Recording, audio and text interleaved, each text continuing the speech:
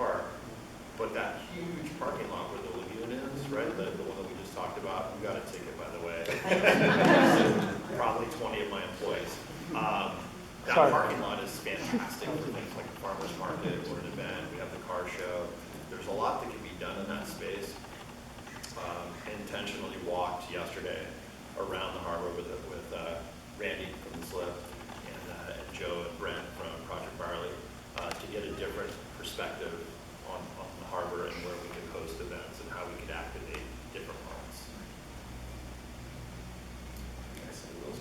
Well, and I mentioned it before, Joe's Crab Shack, and I realized that they were, but I had mentioned that while we're in, not litigation anymore, but we're waiting for a lease, because obviously it has a lot of work that needs to be done.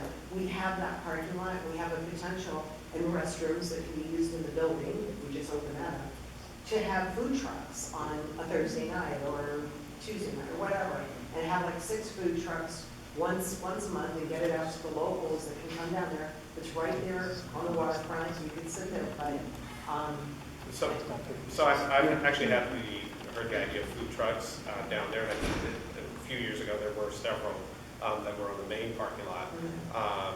Can I speak? Yeah. I'll just speak on behalf of everyone that has a restaurant down there. It's not great. It's not great. Because we're paying rent year round and employees year round and insurance year round, and when they pull up, if we lose customers and then they drive back to wherever they live, which is not here, that money goes with them. I know I can speak for volume. We take great pride in what we do for our employees. You know, I actually have been hiring students from Redondo Union. They have a program for students who want to enter the workforce prior to getting out of school. If it's because they don't anticipate that they're going to go to college, or they want to learn a trade, or they want to learn something. I have a relationship with the school. They bring some students down every year. Some of those students still work for me 5 years later. 2 of the students just put in their 2-week notice last week. They both went through HVAC training. They both got jobs. And they're both going on their way to a career in a trade. I have employees that have worked for me for decades, literally 35 to 40-year employees. They make really good money. We pay well. We pay above minimum wage when we start, and we take great care of our employees. So we're pretty sensitive to temporary businesses coming in. It's been proposed that they park food trucks right on top of us above the boardwalk along the bike path. It does sting a little because we want to continue to be able to take care of what we built here. And another thing that we do is we're very seasonal. You mentioned that. It's hard to get from October to March. It's really tough. And we just talked about this yesterday, actually, in the KHA meeting. We all were sort of collaborating on what's working and what's not. Hotels, everybody had the same story from October to March. It's challenging to get people down there, and that's when we need to really generate events. We keep our employees going full-time through those months, and we need to be able to rely on an income. So we set up our business in that way that, you know, we can keep people for long periods of time. So we employ on average about 60 to 70 people. So we support families in Redondo, and we have for many years. So that's important to us. We're also bringing in students to the surf club. We're getting people involved in the water there. And one of the programs that we do, so the surf club, we haven't talked about that at all. Yeah, if you don't mind, I'll just give you a quick rundown. There's the Old Ruby's restaurant, which is now open 7 days a week as the CaliforniaSurfClub restaurant.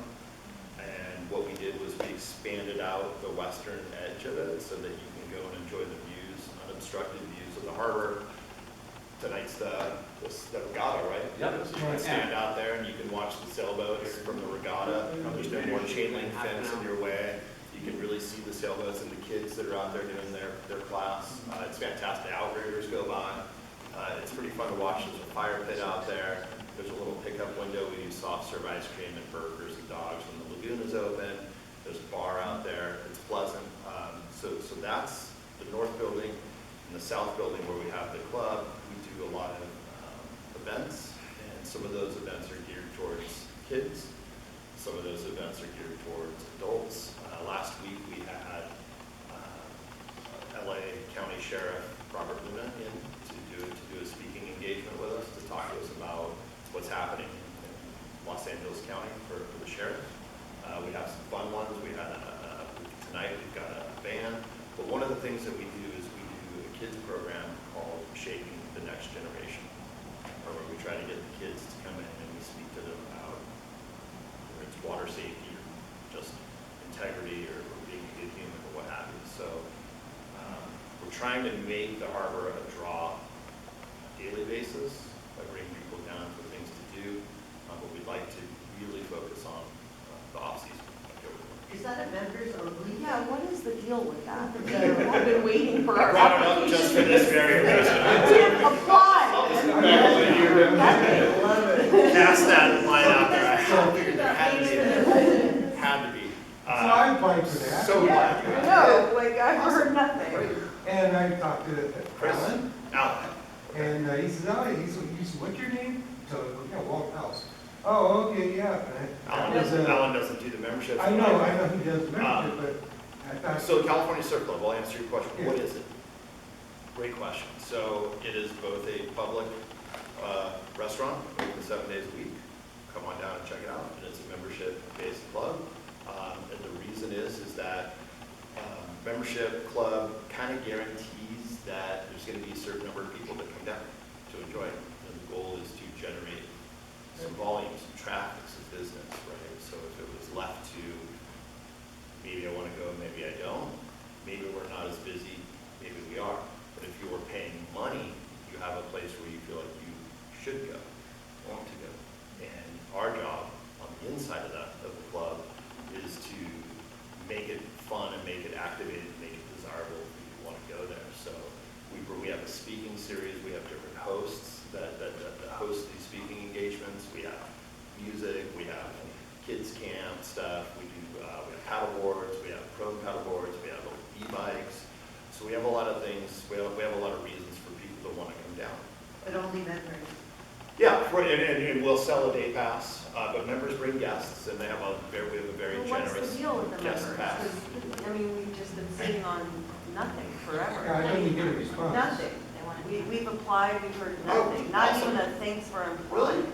Really? Yeah. We have, wow, I'm sorry to hear We that. did a I know really we good job on have- our application. I don't know why you wouldn't want me, honestly. I know we have an auto-generated email, so I'm surprised you didn't get that, but it's been awesome to have so many interested people, and we want more people. And I was there for the police and fire benefits. Great. I was there just before the last. Yes. Speech Really I excited. Yeah. opened up, and it was beautiful, and my wife and myself really enjoyed ourselves, and Guys, give me your names, if you applied. I can tell you that the last time I asked our membership director how many people we had on the waiting list of people that have applied, it's about 500 right now. Well, that would explain some things. But that doesn't explain not getting back to anybody like I know. Yeah. Chris is usually really good about getting back. and I applied early on. Awesome. I feel like we did too. I had credit card and everything. Not early enough now. Melting plastic, let's go. Please give me your names. I Give me will. your names if anybody's interested. And by the way, also we certainly give tours. At Gino, we give tour. But happy to walk anybody through the space, by the way. We do that often. How can we find out who is speaking tonight, this week, this month at the surf club? Like what's happening? Because I guess if you're not a member, Yeah, so it's not was that your question? Go ahead. Go first. So either you can get it. So, and to answer, so for your question, all of that information is in an app that's a member app. Okay. Right? So that stuff does. You gotta know that. Yeah, basically, yeah. Thank you you guys have done an excellent job down there. I've been there 3 times.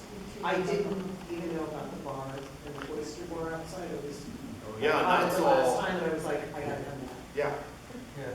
So that, you guys did an excellent job of getting rubies out of the park. Well, on the Ruby side too, I should mention, so tomorrow, during the car show, we have live music out back for you to come back, hang out, enjoy live music, enjoy the car show, enjoy a beverage, enjoy the sunset. beautiful out there. It doesn't cost anything to come in, obviously, and just hang out and enjoy. You guys make it comfortable to walk back down there. Thank you. You did, honestly. Eugene? I'm going to change the topic or go back to something you said before real quick. For the farmer's market or a farmer's market down in the harbor, it makes more sense doing it in the parking lot just because of logistics of it. People roll up with their vehicles, they set up their canopies and they have all their goods and their wares. It just makes it a lot easier for them to set up, tear down, and for everything that goes on there. It would be great if we could find a way, if it was a farmer's market or some other version of it, maybe like a fun Thursday or fun Fridays that would activate either the space down there at the bottom of Czulinger Park, right above there was all the parking there, and the residents would come down, or the deck right above the boardwalk where all the tables and chairs are permanently installed was activated for a while. I know it was a challenge for the restaurant owners to service that area, but if there was some other type of attraction that would bring people into that, then they would come down onto the boardwalk and go to our vendors. Eugene, that's a great point. We've talked about that. The businesses on the boardwalk have talked about that often. So thousands of people ride their bikes on top of our businesses. Yeah. It would be great if they parked their bikes and came down. Stop, yeah. But they don't know what's down there often. You know, there's no directional signage. It would be very simple to just, again, this is where an association and the city work together, but there should be clear signage that says, hey, Project Barley is down there, and the Slip is down here, and Quality Seafood's down here. Get off your bike and come check out what we have to offer. It's a really cool fun So experience. we've got the electronic directory going up over by the George Freeze statue. Right. That's coming online pretty quick. And some of the other blade signs. I know we have challenges with regard to the height we have to set them at, but there's all those standards along the bike path right there. Exactly. That could have, like the blade signs we put up, that could have other, either blade signs that would Yeah, point when people down to are the on bikes, boardwalk. it's like, you gotta think billboard mentality.